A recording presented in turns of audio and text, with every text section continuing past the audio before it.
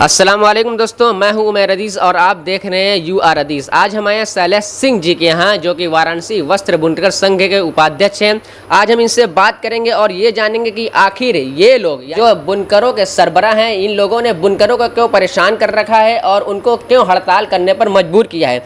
तो आपसे सबसे पहला सवाल कि आखिर आप लोग जो कि बुनकर के सरबराह हैं और बुनकरों का आपको ख्याल करना चाहिए, लेकिन आप लोगों ने उनकी कमर तोड़ कर रख दी है। जो रोज़ कुआं खोदते थे, रोज़ पानी पीते थे, आखिर वो इतने दिनों से जो मुर्री बंद यानी जो कि आप लोगों ने हड़ताल की है, तो वो अपने कुआं कैसे खोदेंगे और पानी कैसे पिएंगे, यानी रोज कैसे कमाएंगे और कैसे खाएंगे। जी, आपने तो इतना अच्छा सवाल पूछा कि पहले ही सवाल से मैं बहुत खुशी हुई। आपने कहा कि हम बुनकरों के सरबराह हैं, बुनकरों को रास्ता दिखाने वाले लोग हैं, तो हमारा ही ये फ़र्ज़ बनता है कि कोई हमारा बुनकर भाई आने वाली परिस्थितियों से, आने वाली परेशानियों से हम उसको पहले ही बचा सकें। अगर आप किसी को नेता बोलते हैं तो नेता का पहला मतलब होता है कि दूर दृष्टि रखने वाला आदमी। हम ये देख रहे हैं कि सरकार ने जो हमें व्यवस्था आज दी है यूनिट रेट से हमारी मशीनों को चलाने के लिए, तो आपको ये मैं बता दूं कि अगर हम यूनिट रेट से अपनी मशीनों को चलाते हैं तो जो हमारे कपड़े का लागत मूल्य है वो लगभग 10 से 25% तक की वृद्धि हो जाएगी, वो बढ़ जाएगा। अब देखिए आज के दिन का कंडीशन क्या है। आज हम कोई कपड़ा बनाते हैं तो हम ढंग से अपने लागत को भी नहीं जोड़ पा रहे हैं। हम उसमें मुख्यतया क्या जोड़ते हैं, तानी जोड़ते हैं, बाना जोड़ते हैं, थोड़ी अपनी मजदूरी जोड़ देते हैं। जबकि चौथा, हमारी मशीनें रोज़ बनती बिगड़ती हैं, उनका मेंटेनेंस उसमें जुड़ना चाहिए, हमारे बिजली के खर्चे जुड़ने चाहिए, हमारे जिस मकान में वो मशीन चल रही है उसका किराया जोड़ना चाहिए। इसके बाद हमें उस कपड़े का लागत मूल्य तय करके बेचने का अधिकार होना चाहिए। आज तो हम बुनकरों को अपने कपड़े का मूल्य तय करने का भी अधिकार नहीं है। तो अगर क्यों नहीं अधिकार है? ये अधिकार आपसे किसने छीना है? आपको क्या गवर्नमेंट कह रही है कि आप अपने प्रोडक्शन का मूल्य ना बनाएं? आपने फिर दिल की बात छीन ली। ये अधिकार हमारे, देखिए बुनकर की जब से नाम आता है, जैसे एक बुनकर का शब्द आता है सबके दिमाग में एक बेचारा शब्द आता है, एक मैला कुचैला कपड़े पहने हुआ आदमी हाथ में गठरी लेके जा रहा है, जिसने अपनी इस्लामी शिक्षा दीक्षा, दीनी शिक्षा दीक्षा तो ग्रहण करी, मतलब व्यापारिक शिक्षा दीक्षा उसने ग्रहण नहीं करी। अब हम जब अपने कपड़े लेके अपने साहु जी के दरवाजे पे पहुंचते हैं, पहली बात तो साहु जी हमें वहाँ बैठाए रहते हैं जहाँ पे कि उनका 50 लोगों का जूता रखा रहता है, और उस जूते को हम देख देख के ये देखते हैं कि काश इतने महंगे जूते हम भी पहन पाते, इतना मेरा पैसा बचता कि इन जूतों को हम पहन पाते। 2 घंटे उस जूतों का इंतज़ार करने के बाद जब साहु जी के पास से बुलावा आता है, साहु जी बोलते हैं कि भैया इसमें तुम्हारा क्या लगा, तानी तोरी कितने की लगी, बाना तोरा कितने का लगा, तोरी बिनाई कितनी भई। वहीं के बाद वो कलम काट देते हैं, कलम काट दिए, एक के ऊपर मजदूरी जोड़ देते, चलो अच्छा रजा साहब 50 रुपये तोरी मजदूरी भी हो गई। जैसे ही साहु जी ने हमें रजा साहब बोल दिया ना, हम खुश होकर वापस चले आते हैं। बुनकर तो रजा साहब, तो जो साहु जी है वो आज से तो आपको बोलना स्टार्ट नहीं किए होंगे। आज जब गवर्नमेंट फ्लैट रेट जो हटा रही है तब से आप लोग हड़ताल किए हैं। ये रजा साहब तो जो साहु लोग हैं पहले से ही आप लोग कह रहे होंगे। और जो कलम काटने की बात आपने की, जो बिजली का बिल नहीं जोड़ना, जहाँ पे लिखा मतलब जो नहीं लिखते थे, यानी बिजली के जो भुगतान करते थे वो रेट आप प्रोडक्शन में नहीं जोड़ते थे, तो क्या आज ही से नहीं जोड़ रहे हैं या पहले से नहीं जोड़ रहे हैं? ये आप लोगों की गलती है और आप लोग गवर्नमेंट को ब्लेम कर रहे हैं। आप लोग अपना खुद का मेंटेनेंस चार्ज, खुद का बिजली का चार्ज नहीं जोड़ते हैं और आप लोग गवर्नमेंट को ब्लेम कर रहे हैं। नहीं, हम गवर्नमेंट को ब्लेम नहीं कर रहे हैं, क्योंकि बनारस में जो भी चीज़ें बनती हैं, जो भी कपड़े बनते हैं, जो भी प्रोडक्शन होता है, जो भी मशीनें होती हैं, पूरे उत्तर प्रदेश में कहीं ना तो वो रॉ मटेरियल मिलते हैं, ना वो मशीनें मिलती हैं। हमारी मशीनें अन्य प्रांतों से, अन्य प्रदेशों से यहाँ आते हैं, हमारे रॉ मटेरियल दूसरे प्रदेशों से यहाँ आते हैं। हम लोग अपने जो कलाकार हैं, वस्त्र कलाकार जो हैं, जो बुनकर भाई हम लोग हैं, ये हम लोग उन मशीनों पे, उन रॉ मटेरियल की मदद से अपने कपड़े यहाँ पे तैयार करते हैं।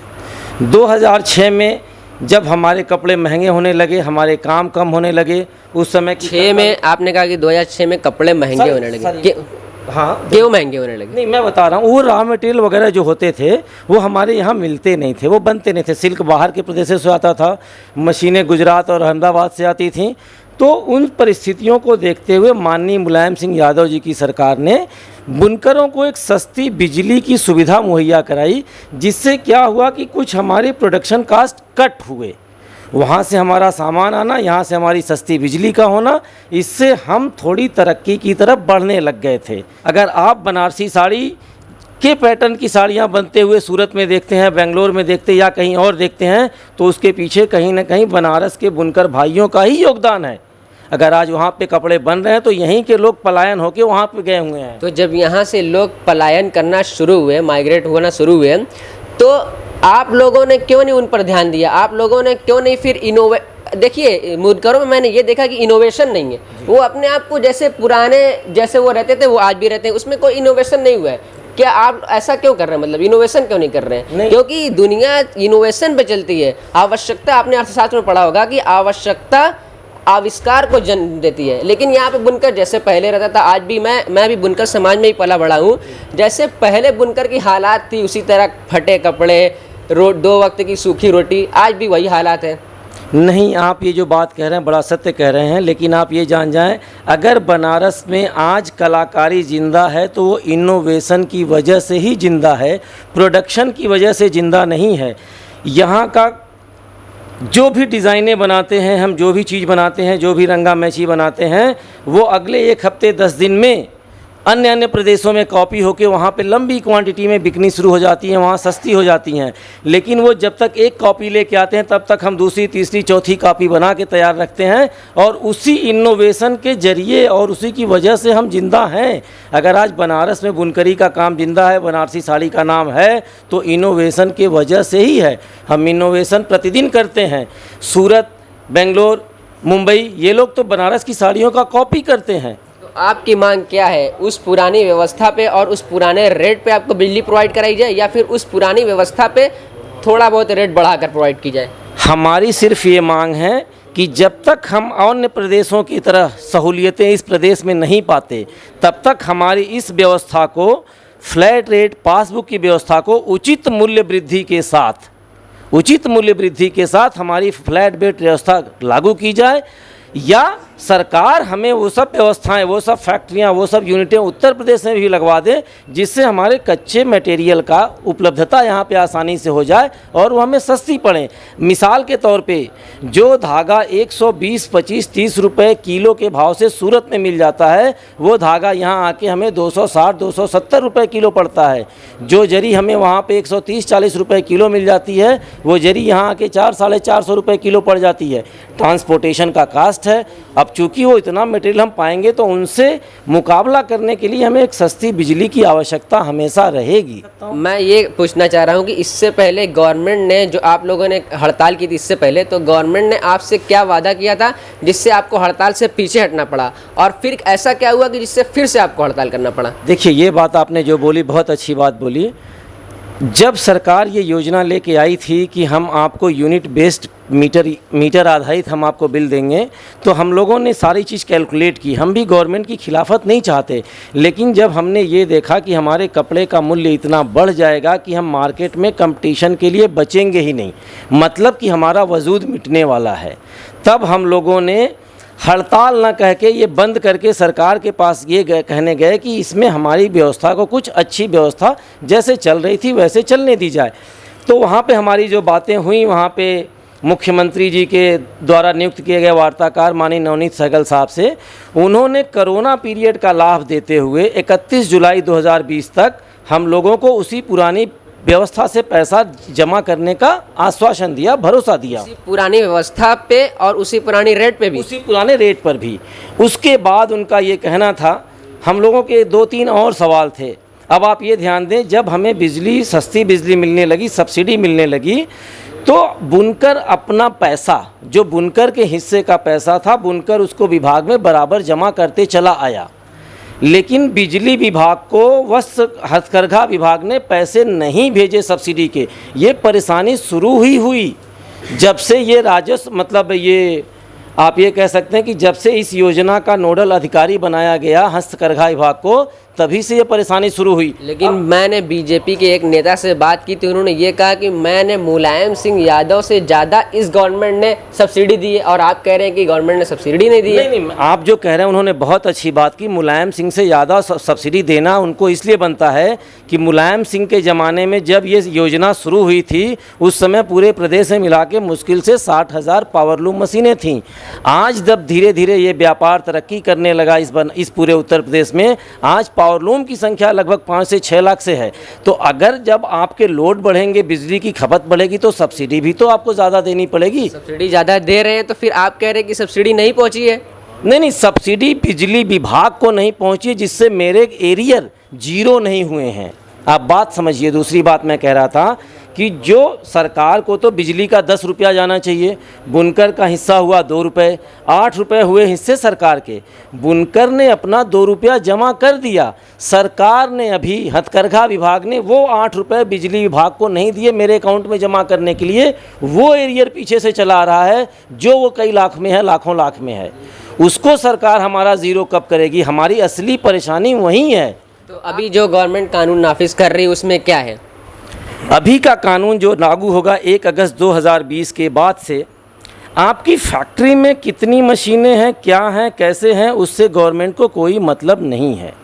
आपके मीटर पे जितना यूनिट बिजली चलेगा, 1 हार्स पावर पे 240 यूनिट पे आपको छूट मिलेगी। वो छूट है 3 रुपये 50 पैसे के दर से, मतलब 720 रुपये का छूट।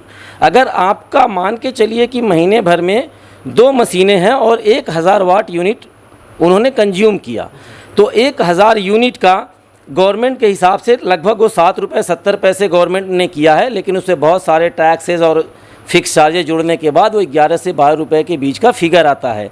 तो 1000 यूनिट जला तो हमारा 11 से 12,000 रुपये का बिल आएगा। एक पावरलूम का? एक पावरलूम नहीं, 1000 यूनिट पे। 1000 यूनिट पे 1000 यूनिट मतलब 2 powerloom. 2 powerloom, 1 aunty machine, 1 Kandi machine, जो ज़रूरी चीज़ें हैं उनको मिला के लगभग 1000 यूनिट हमारा जलेगा। अब इस पे बिल आएगा हमारा 11,000 रुपये के आसपास का। 11,000 रुपये में हमें सब्सिडी का जो छूट मिलेगा वो 1420 रुपये, हमें 1400। जैसे कि आपने बताया कि जो 11,000 रुपये बिल आएगा वो 2 पावरलूम लगभग जी। तो 2 पावरलूम से एक बुनकर कमा कितना सकता है एक महीने में? पूरा परिवार मिल के काम करता है। एक पावरलूम चलाने के लिए अगर भाई मशीन चला रहा है, छोटा भाई नरी भर रहा है, बड़े भाई, बड़े पिताजी उसके घर में हैं, तैयार माल लेके उसको जा रहे हैं बेचने के लिए, तो अगर वो दोनों पाली मशीनें चलती हैं तो लगभग उनके 700 से 800 रुपये की बचत हो पाती है। उसी बचत में उनके वो 7 या 8 लोगों का पूरा परिवार पलता है, उसी से उनका भोजन चलता है, उसी से उनके दूध का खर्च होता है, उसी से घर के छोटे छोटे जो बच्चे पढ़ने जाते हैं उनकी फ़ीस दी जाती है। तो आप ये मान के चलें कि अगर 700 रुपये का उनका पर डे का सेविंग है तो आज के महंगाई के दौर में 400-500 रुपये तो खाने का ही निकल गया। बचा उनका 200, उस 200 में उनका आप कितनी आर्थिक समृद्धि हो सकती है? वो जहाँ हैं वहीं के वहीं रह जाएंगे। अच्छा, कभी आपने ये अपने आप को गवर्नमेंट के पक्ष में रख के सोचा है कि गवर्नमेंट आखिर इस फ्लैट रेट को, यानी कि जो भी पहले रेट चल रहा था उसको क्यों ख़त्म करना चाहती है? कभी आपने बुनकर, आप सोचिए कि बुनकर नहीं है, कभी आपको अपने आप को गवर्नमेंट के पक्ष में रख के देखिए, उसकी भी कुछ मजबूरियाँ हो सकती हैं। आपने जो बात बोली बिल्कुल सही और बिल्कुल लाजवाब। गवर्नमेंट का काम है गवर्नमेंट सोचे, बुनकर का काम है बुनकर सोचे। बुनकर का काम है उस कपड़े को बनाना, उसको अन्य अन्य प्रदेशों में बेचना, वहाँ से पैसे ले आना और राजस्व सरकार तक पहुँचाना। अब जब राजस्व सरकार तक पहुँच गया तो सरकार की जिम्मेदारी बनती है कि हमारी व्यवस्थाओं को वो ठीक से चलावे। हम सरकार को सलाह देने वाले लोग नहीं हो सकते, हम सरकार को राजस्व देने वाले लोग हो सकते हैं। सरकार को सलाह देने के लिए उनके कैबिनेट के लोग हैं और बाकी लोग होते हैं, वो सोचना हमारा काम नहीं है। तो आप सोच कर देखिए कि जो पहले जो नियम था उस नियम से आप ज़रा सोच कर देखिए कि आइसक्रीम की फैक्ट्रियाँ चलती थी, आटा चक्की चलती थी, कितनी बड़ी बड़ी फैक्ट्रियाँ चलती थी। तो सरकार इसको देखते हुए ही पिछले कानून को ख़त्म करना चाहती है और नया कानून नाफिज करना चाहती है।